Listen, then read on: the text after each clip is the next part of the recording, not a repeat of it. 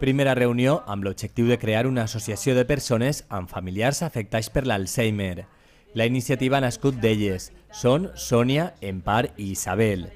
Tenen familiars afectats i volen contactar amb altres persones que es troben en la mateixa situació per posar en funcionament iniciatives conjuntes.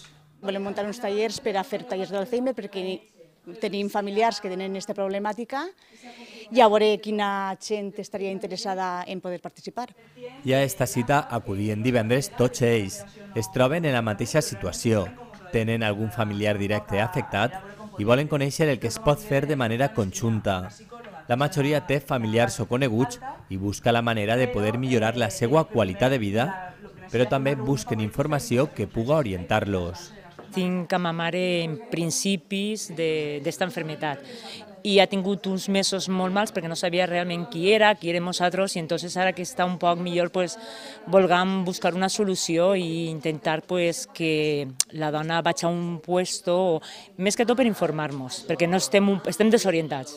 Ha vingut perquè m'interessa el tema, perquè és una cosa que en un futur ens pot passar a tots, i així poder ajudar a qui ho necessite.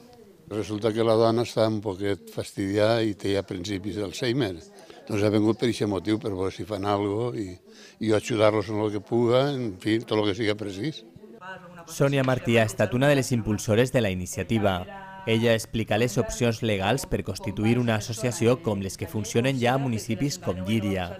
També la informació dels diferents tallers, monitors que farien falta i fins i tot quant costaria. Es tracta de buscar una manera perquè sigui assequible i puga participar el major número de persones.